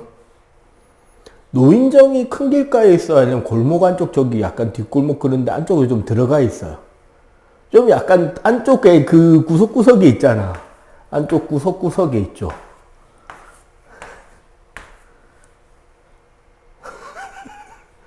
진짜다. 책 봐라. 어때? 맞지? 그래서 산계 유치원 구상 노인정이다. 오케이? 요렇게 해서 성단을 구별할 수가 있습니다. 저기 실제로 보이는 게 이제 저 두 개가 뭐냐면, 앞에가 이제 보이는 게 플레아데스 성단이고요. 두 번째 게 헤라클레스 자리 M13 구상 성단이네요. 사진 보니까. 예, 저건 이제 약간 두 번째 거 너무 색깔이 파란데 저거 필터 써서 저런 겁니다. 원래 허옇게 보여요. 오케이? 자, 요거까지 정리.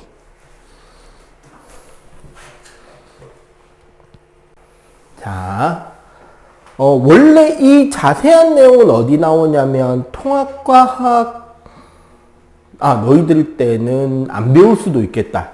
현재의 통합과학 교과서 제일 앞부분이에요. 너희들 때는 통합과학 교과서가 바뀐 뒤라 가지고 요 부분이 많이 축소된 통합과학이 될 거거든.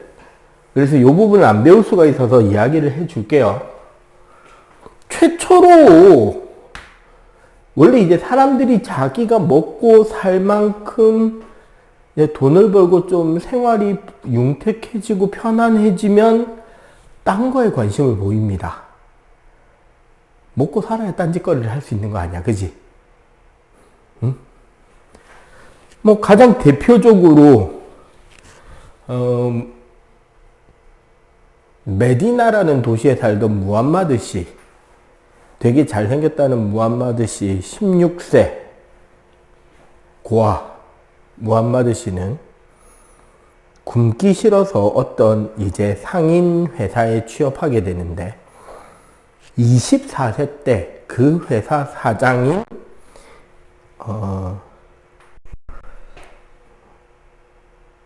어떤 자기 그 상단의 사장과 상단주인 남편이 죽은 여자와 결혼을 해서 졸라 부자가 된 뒤에 이제 이제 굳이 일을 안 해도 먹고 살 만큼 돈을 벌었잖아. 설마 무슬림이나 죽이러 오진 않겠죠. 졸라 돈이 많아지니까 자기가 평소 하고 싶었던 글이라던가 명상이라던가 기도라던가 그런 것들을 좀 더 할 수 있는 여유가 생겼잖아. 그래서 어느 동굴에 가서 기도하고 명상하던 중에 대천사 지브릴의 음성을 듣고 새로운 종교를 열게 됩니다. 이슬람교. 진짜다. 어쨌거나 먹고 살아야 다른 세상을 이야기할 수 있잖아요. 예, 사람이 근현대에 들어오면서 충분히 이 지구를 어느 정도 알게 됐다라고 스스로 말도 안 되는 자만심을 가지고부터 그러면 이 우주가 어떻게 된 거냐에 대한 관심을 가지기 시작해요. 그러면서 무슨 짓거리를 하느냐? 우주과학 쇼미더머니를 합니다. 배틀을 띄워요. 디스전. 시즌 1.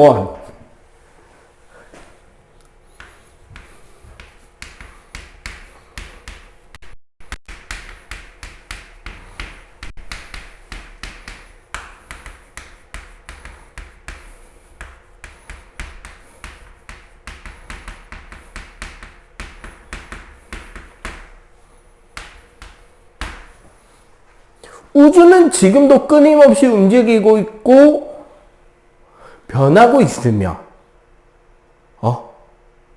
그 밀도에 따라 끊임없이 팽창할 수도 다시 팽창하다 수축될 수도 있는데 현재의 우주는 아주 적당한 우주니까 왜 봐봐 우주가 이렇게 쫙 퍼져나간다고 치자 그럼 서로 인력으로 끌어당기는 힘이 존재할 거 아니야 그런 상태에서 퍼져나가면 서로가 서로한테 퍼져나가는 거에 대한 중력에 대한 일을 해야지 퍼져나갈 거 아니야. 만율력으로 끌어당겨지고 있으니까. 맞지? 그러면 운동에너지가 너무 크면 어떻게 될까? 밀도가 자꾸 운동에너지가 크면 다 퍼져나가고도 운동에너지가 남으니까 계속 커지겠지. 밀도가 너무 크면 운동에너지가 부족하고 점점점 퍼지면서 느려지다가 멈췄는데 중력이 남아있어. 그럼 어떻게 될까? 다시 서로를 끌어당겨서 한 점에 뭉치겠지. 근데 뭉쳐지다 보면 에너지가 늘어날 거 아니야. 온도도 증가하고. 그러면 다시 퍼져. 그리고 다시 뭉쳐지고 다시 커지고 다시 뭉쳐지고를 반복하겠죠. 우주가. 근데 이 둘의 딱 절묘한 밀도면 어떻게 될까? 절묘한 밀도면 점점 커지면서 점점 느려져서 어느 아주 이상적인 크기에 무한히 가까워져 가는 우주. 이거를 평평한 우주라고 하자라고 이야기를 하면서 프리드먼은 이런 평평한 우주일 것이다. 라는 이론을 합니다. 이걸 이제 가속 팽창 우주, 수축 우주 이런 것도 있지만 평평한 우주일 것이다. 이걸 프리드먼이라는 과학자가 이야기를 해요.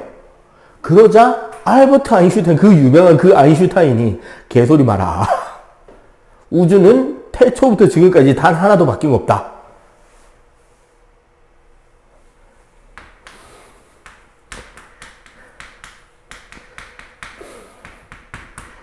변한 거 하나도 없다라는 이 둘의 1라운드 배틀이 진행이 됐습니다. 이 둘의 판정을 끝난 건 아이러니하게도 미국 쪽에서 판정이 나와요. 어느 시대였냐면 이때가 1차 대전에서 2차 대전 넘어가던 시대였어. 역사적으로. 2학년이 되면 너희들이 이제 학교에서 한국사, 세계사를 배운단 말이에요. 1차 대전은 유럽 안에서만 싸웠거든. 그 당시 미국은 이제 영국으로부터 독립을 갓 한 상태였어요. 그래서 미국은 그 당시 1차 대전 때는 뭘 하냐면, 어쨌거나 독립은 했지만 그 뿌리에는 누가 있다? 영국이 있죠. 응? 독립전, 보스턴 차 사건 막 이러면서 싸우고 그렇게 했어도, 독립은 했어도 어쨌거나 약간 그래도 자기들 뿌리가 그쪽이니까 영국, 프랑스 이쪽 편을 들면서 얘네들한테 이제 자원을 팔았다고. 석탄, 철광석, 총알, 총 이런 걸 팔았다고. 그러면 전쟁 중에 이런 거는 되게 비쌀 거 아니야. 이런 걸 팔면서 돈을 받아야 되는데 전쟁 중에 영국이나 프랑스가 돈이 없으니까 뭘 대신 받느냐? 야, 우리 동네 너희들 땅 있던데 야, 그 땅 주면 안 되냐? 너희들 여기 왔다 갔다 멀잖아. 급하니까 그래 그거 어디까지 내 줄 테니까 그 총 만자로만 좀 더 보내주라. 막 이런 식으로 해서 원래 북미 대륙의 영국과 프랑스의 식민지였던 땅들을 야금야금 미국이 받아내기 시작합니다. 그렇게 조금씩 각 결제마다 받은 땅이 지금 미국의 땅인 거예요. 야금. 그래서 태평양 연안까지 갑니다. 그렇게 점점 커다란 미국이 되고, 미국은 그렇게 해서 받은 각 주별로 정부를 세우고 각 주별로 자유로운 그런 나라가 되겠다고 하니까, 원래 멕시코였던 어떤 한 지역이 난 미국 할래 하면서 미국 편에 들러붙는 일이 생겨요. 그게 어디냐면 텍사스야. 근데 미국이 이웃집인데 예의상 밀어내줬으면 좋겠는데 미국은 지네들이 땅 늘려가는 중이잖아. 야, 난 니도 우리 편하자. 같이 받아들여서 버린 거야. 멕시코 입장에서 어떻게 될까? 빡이 치겠지. 아, 진짜 개새끼들하고서 전쟁을 칩니다. 미국하고. 멕시코가 져요. 그래서 야, 너희들이 갑자기 시비를 걸어갖고 우리 전쟁을 치는데 다친 사람이 이만큼이고 다친 말이 이만큼이고 우리가 쏜 총알이 이만큼이고 부서진 총이 얼마고 이러니까 얼마 내나? 에? 돈 없어? 이씨, 땅 내라. 해가지고 땅을 뺏어옵니다. 그렇게 해서 뺏어온 땅이 어딘지 가르쳐 줄까? 캘리포니아예요. 멕시코 입장에서 땅을 치는 이유를 가르쳐 줄까요? 텍사스에서 기름 납니다. 더 땅을 치는 거 하나 더 이야기해 줄까? 캘리포니아에 금광 터졌다? 그 우리가 알고 있는 미국 서부 영화라는 거 있죠? 카우보이들이 말 타고 다니면서 권총 뽑아서 빵야 하는 그 시대. 그 시대가 이 시대입니다. 땅 요쯤. 캘리포니아라는 땅을 먹었죠, 미국은. 그래서 그 땅에 가봤는데 금맥이 있네? 금광이 터지네? 돈이 남아 돌아가는 거야. 근데 문제는 돈만 너무 많으면 무슨 문제가 생기냐? 물가가 치솟아버려요. 생각해봐. 개나 소나 주머니에 금덩어리 5개씩 들고 다닌다면 식빵 하나가 금덩어리 3개씩 안 하겠냐? 그지? 그럼 어떻게 해야 돼? 미국 정부 입장에서는. 뭔가 돈질을 할 수 있게 돈 졸라 많이 드는 어떤 이벤트를 열어야 되잖아. 그래서 그 돈을 미국 정부가 땡겨서 저장해놔야 되잖아. 시장을 안정시키기 위해. 그래서 철도를 깔고 공사를 하고 세금을 졸라 거두고 그럼 정부에서도 돈이 너무 많이 남아 돌아가니까 이제 현질을 합니다. 취미생활에. 정부 차원에서.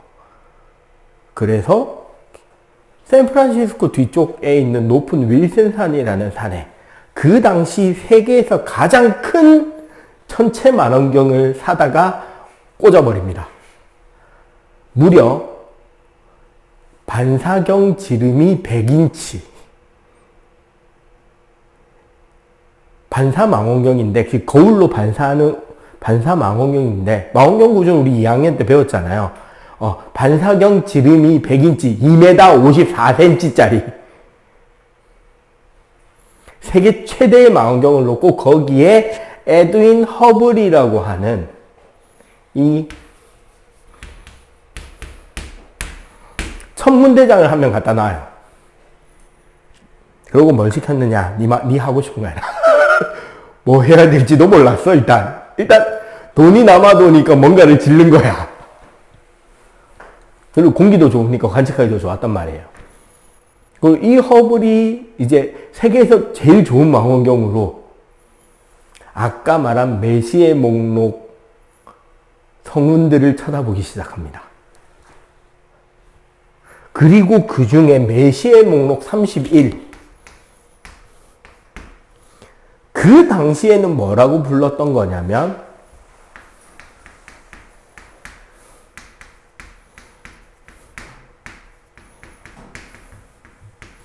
안드로메다 자리 대성운이라고 부르던 게 있어요. 여기 없습니다, 이거는. 안드로메다 자리 대성운이라고 불리던 이곳 안에 변광성이 하나 발견이 돼요. 변광성이란 건 뭐냐면 별이 늙어 죽을 때가 되면 별 내부가 되게 여러 개의 껍질로 나뉘면서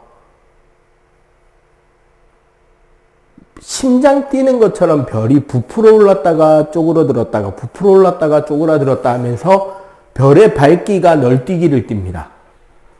쪼그라들면서 온도가 높아지면서 밝아지고 부풀어 오르면서 온도가 낮아지면서 어두워져요. 문제가 뭐냐면, 자, 오늘 수업 들은 거를 네가 잘 기억하면 여기서 뭘 할 수 있는지를 대답할 수 있어. 밝아졌다가 어두워지고 밝아졌다가 어두워지고 요 규칙이 일정하게 가는데 요 최대 밝기에서 최대 밝기의 이 주기가 뭐를 알 수 있게 하냐면 그 변광성의 절대 등급을 알 수 있게 해줍니다. 절대 등급, 평균 절대 등급을. 그리고 이 밝기의 평균 값은 뭐가 되냐면 겉보기 등급이 되겠죠.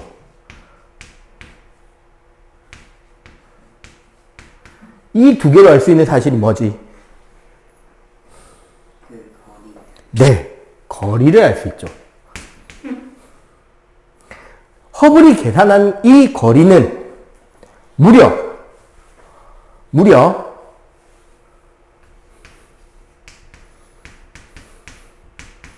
100만 광년이 나와버립니다.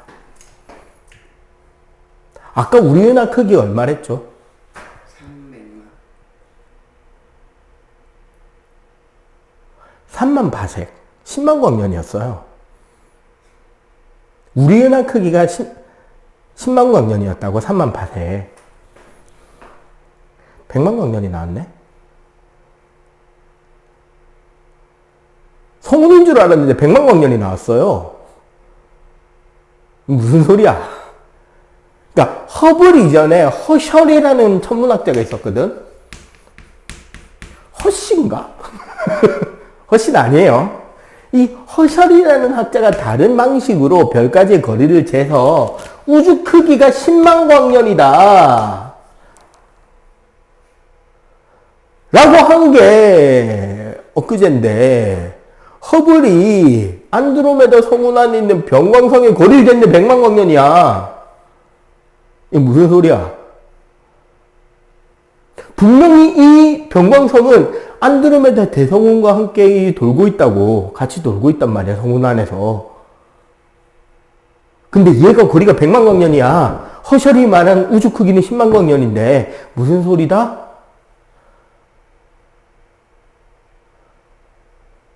얘가 바라본 우주라는 범위 밖에 얘가 존재한다죠.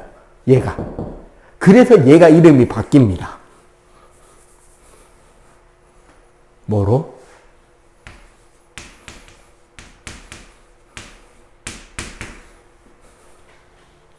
현재 우리 은하 말고 우리 은하계 제일 가까이에 있는 은하계가 바로 안드로메다 외부 은하 M31이에요. 그리고 우리 은하계랑 되게 닮은 은하이기도 하고, 심지어 이놈은 대부분의 은하와 달리 우리 은하와 점점 가까워지고 있는 놈입니다. 한 20억 년? 10억 년에서 20억 년 안쪽에 우리 은하랑 충돌한다는 이야기도 있어요. 그때까지 우리 인류가 살아있을지는 모르겠습니다. 어쨌거나 그렇답니다. 그러고 나서 이 허블이 오씨 대박 건졌죠.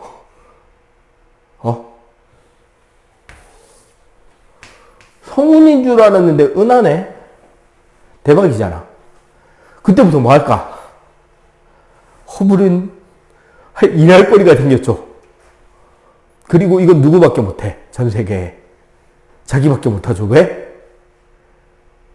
템빠는 짱이죠. 맞지? 원래 애매하면 장비빨이잖아. 근데 누구 장비가 제일 좋다? 허블 장비가 제일 좋죠. 현질은 대장이죠. 애매하면 캐시빨. 그래서 허블은 이때부터 메시의 목록같이 딥스카이, 그러니까 성운이나 성단으로 알려져 있던 천체들을 하나하나 다시 확인하기 시작합니다. 누구 걸로? 지 망원경으로. 제일 좋은 망원경으로. 관측지도 제일 좋아요. 그 결과 상당수가 성단 성운이 아니라 외부 운함임이 밝혀지고, 그리고 여기에 뭘 하나를 추가하느냐, 이것만 본 게 아니라 그 별에서부터 오는 빛의 스펙트럼, 은하에서부터 오는 빛의 스펙트럼 연구를 해요. 아까 우주에 뭐가 있었다?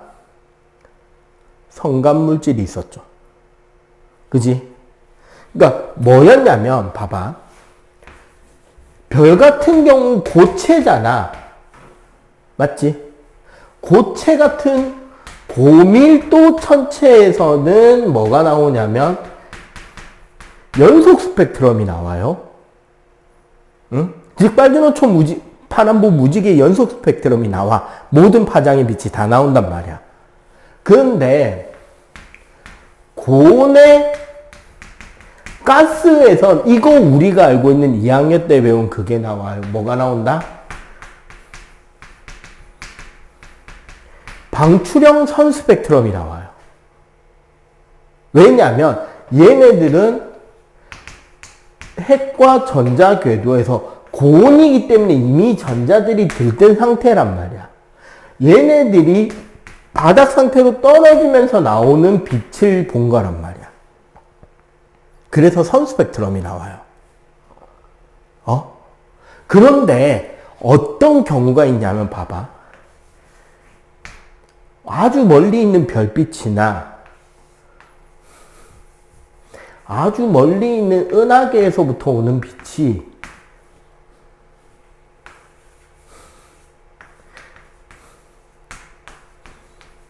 성간물질을 통과해버리면 무슨 일이 생길까요? 저온의 가스층을 통과하면. 얘네들은 전자가 어디에 있다? 바닥에 있던 전자들이잖아. 가스층에 빛이 통과하면서 얘네들이 들뜬 상태로 나가면서 고온에서 방출하던 선을 뭐 해버린다? 흡수해버려요. 소위 흡수선 스펙트럼이 나와. 그럼 뭐 어떤 스펙트럼이 나오느냐? 이런 연속 스펙트럼에 흡수된 곳에 이렇게 선이 없는 스펙트럼이 나온다고. 그래서 이 없어진 선을 보면 이게 무슨 가스인지 알 수 있겠죠. 왜? 방출로 나오는 선의 위치랑 흡수로 들어간 선의 위치가 똑같지. 왜? 에너지가 같은 에너지니까. 알겠어요? 그래서 이 가스의 흡수선으로 가스 성분, 즉 우주가 최초로 만들어질 때 우주에 어떤 원소가 있었는지도 알게 됐고, 근데 문제는 요거 플러스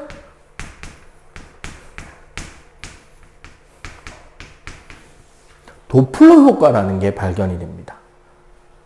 도플러 효과라는 게 뭐냐면, 앰뷸런스가 우리 앞에 차가 지나갈 때 소리 어떻게 나는지 들어본 거 기억나? 우리한테 다가올 때 소리랑 나한테서 멀어지는 앰뷸런스 소리가 같아요, 달라요? 다르지? 올 때 앰뷸런스 소리 어때? 삐용 삐용 삐용 삐용 삐용 삐용 삐용 삐용 하면서 오잖아. 멀어지는 앰뷸런스 소리는 삐 하고 가지. 소리가 두 개일까? 원래 두 개일까? 아니면 우연하게 내 앞에서 스위치를 바꿨을까? 아니에요. 원래는 그냥 삐용 삐용 삐용 하는 소리인데 이 소리를 내는 물체가 내 쪽으로 다가오니까 얘가 눌러져서 이런 효과가 나고, 얘가 나한테서 멀어지면 더 늘어져서 이런 소리가 나는 것처럼 들리는 거야. 이게 도플러 효과거든요. 근데 이게 소리면은 음이 높아졌다 낮아졌다 그래. 비치면 어떻게 되느냐? 나한테 다가오는 물체는 이 선의 위치가 파란색으로 옮겨지고요. 진동수가 커지고 파장이 짧아지니까. 나한테서 멀어지는 물체는 빨간색으로 쏠립니다. 이걸 적색편이라 그래요. 허블이 은하의 거리를 쟀잖아. 그리고 그 은하의 스펙트럼을 연구한 결과 그 별까지의 거리가 그 은하가 멀어지는 도망치는 속도와 비례한다는 게 밝혀졌어요. 평균적으로. 대략. 대충. 극히 일부 빼고. 이건 무슨 소리다? 나한테 1m 떨어져 있는 녀석이 10m/s로 멀어지면 나한테 3m 떨어져 있는 녀석은 30m/s로 멀어진다는 소리야. 이거는 저기 저 그림처럼 그 물체들이 멀어지는 게 아니라 각각의 물체는 제자리에 있고 싶은데 공간이 커지고 있다는 소리예요. 우주가 팽창한다는 근거가 돼버린 겁니다.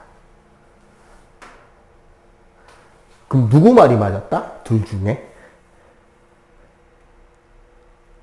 멈춰있다는 아인슈타인과 움직이고 있다는 프리드먼의 두 명의 주장 중에 허블의 이 연구, 우주는 점점 서로 멀어지고 있다라는 증거를 관측해낸 거잖아, 허블은. 프리드먼이 말이 맞다는 게 증명이 된 거죠. 이러자 아인슈타인은 헛소리를 짓거립니다. 멈춰있는 게 맞는데 그 양반 실수한 것 같다. 어마어마하죠? 그러고 나서 시즌이 끝나면 좋은데 2라운드 일단 팽창은 하는데 어떻게 팽창하냐? 다시 두 명의 교수가 나와요. 한 명은 영국의 과학자 프레드 호일이라는 학자였고요. 한 명은 러시아 태생의 미국 과학자 조지 가모프라는 과학자가 나와요. 이 둘은 어떤 주장을 하게 되냐면, 영국의 과학자 프레드 호일은 우주는 지금도 끊임없이 만들어지고 있고 물질들이, 그래서 새로운 물질, 새로운 우주가 만들어진 만큼 일정한 우주 밀도를 유지해야 되므로 밀려난다. 중간중간에 랜덤하게 물질이 만들어지고 그 우주가 만들어진 공간만큼 밀려난다. 그러니까 점점점 멀리 있는 물체는 더 많이 멀어지는, 더 빨리 멀어지는 것처럼 보이게 된다라는 주장을 합니다. 이거를 정상우주론이라 그래요. 조금씩 밀려나면서 팽창한다는 거지. 이러면 우주의 밀도는 일정하고 대신에 질량이 증가하겠죠. 그에 비해 조지 가모프라는 이 교수는 아니다. 자기 계산 결과는 우주는 마치 아주 작은 한 점에서부터 퍼져나오는 것처럼 만들어졌고, 우주 전체 질량은 유지한 채로 지금 그냥 쫙 흩어지고 있는 것 뿐이다. 한 점에서 물질이 터져 나오는 것처럼, 씨앗이 팍 터져 나오는 것처럼 이렇게 쫙 퍼져 나가는 거다. 그래서 우주 전체의 질량은 일정하고 물질들이 팽창하고 있기 때문에 우주의 온도는 점점 내려가고 있다. 그래서 자신의 모델대로 예상했을 때 우주 전체를 구성하는 물질은 아마 수소랑 헬륨이 3대 1쯤 돼야 되고, 우주의 물질들이 만들어지는 과정에서 최초로 터져 나온 빛이 한참 시간 뒤에 실제로 우주로 뻗어나온 그 빛이 관측이 될 거다. 이런 배경복사라는 빛이 있을 거다. 이런 예측을 했어요. 서로 완전 다른 이야기지. 한 명은 질량이 일정하다. 한 명은 밀도가 일정하다. 그죠? 이렇게 마치 터져 나오는 것처럼 팽창한다라는 이론에 대해서 프레드 호일은 영국 BBC 라디오 인터뷰, 이 시대 명사와의 대담이라는 코너, 그러니까 되게 유명인들이 나와서 현재 자기는 어떤 연구를 하고 있고, 뭐 최신 과학 연구는 어떤 것들이 있으며, 막 그런 것들을 소개하는 그런 토크 인터뷰에서 무슨 이야기를 하냐면, 요즘에 이제 우주가 어떻게 시작됐느냐에 대한 논란이 이 과학계의 이제 가장 큰 이슈 중에 하나인데, 저기 바다 건너 미국의 어떤 멍청한 교수 하나는 어마어마하게 큰 폭발로 이 우주가 탄생했다라고 하는 교수가 있다. 내가 걱정하는 건 그 사람 머릿속에 뭔가 중요한 거 하나가 아주 커다랗게 뻥 터진 거 아닌가. 심히 걱정이다. 대놓고 디스를 던진 거죠, 이거는. 이러면서 놀린다고 쓴 단어가 엄청나게 큰 폭발. 이라고 쓴 단어예요. 빅뱅. 미국에서 그 소식을 들은 강호프 교수는 자기 이론에 임팩트 있는 그 한 단어로 자기 이론을 좀 주위에 쉽게 알리고 싶은데 그 키워드가 안 떠올랐던 거야. 딱 어떤 단어 하면 그 자기 이론이 딱 떠오를 수 있는 그 핵심 단어가 있으면 좋겠는데, 마침 영국의 디스전을 걸어왔잖아. 흔히 그러죠. 힙합계에서는 그런 이야기가 있습니다. 래퍼들 사이에 디스전이나 아니면은 샤라웃에 언급이 된다는 거는 매우 기쁜 일이다. 디스가 되든 샤라웃이 되든 어쨌거나 자기 이름이 나오는 건 기쁜 일이다. 이 시장에 내가 아직 죽지 않았다는 것을 알린 것이다. 대단히 땡큐 하면서 자기 이론을 그때부터 빅뱅 이론이라면서 더 가열차게 홍보를 하던 와중에 미국의 벨 연구소라는 전화 전파 통신 연구를 하던 곳에 어떤 무선 통신하던 연구원이 안테나 무선 통신하다가 잡음을 듣고 그 잡음이 우주 배경 복사임을 증명해냅니다. 그것을 통해서 가모프의 이론이 맞다는 게 증명이 되죠. 현재는 그게 그래서 빅뱅 이론이 현재로서 맞다라고 이야기를 하는 거고요. 요거 좀 자세하게 보고 싶으면 뭐 보면 되냐? 선생님 유튜브 채널은 알잖아. 재생 목록에 보면 통합과학 보충 자료라는 그 목록이 있을 거예요. 다큐 영상이 있을 겁니다. 통합과학 보충 영상인가 다큐 영상인가 해서 내가 따로 그 재생 목록을 모아놓은 게 하나 있어요. 거기 일부 우주 탄생의 비밀 빅뱅 해산 50분짜리 영상 하나 있거든. 그거 보면 요 빅뱅 이야기 있지. 허블에서부터 빅뱅 이야기 요 전체가 쭉 다 나옵니다. 그거 보면은 재밌을 거예요. 전체적으로. 그거 5개짜리인데 1부, 2부, 3부가 이제 우주에서부터 지구가 어떻게 탄생했는지, 원소가 어떻게 만들어졌는지 이야기고, 4부, 5부는 어떻게 생명이 만들어졌는지가 나오니까 1부 정도만 보면 괜찮을 겁니다. 오케이?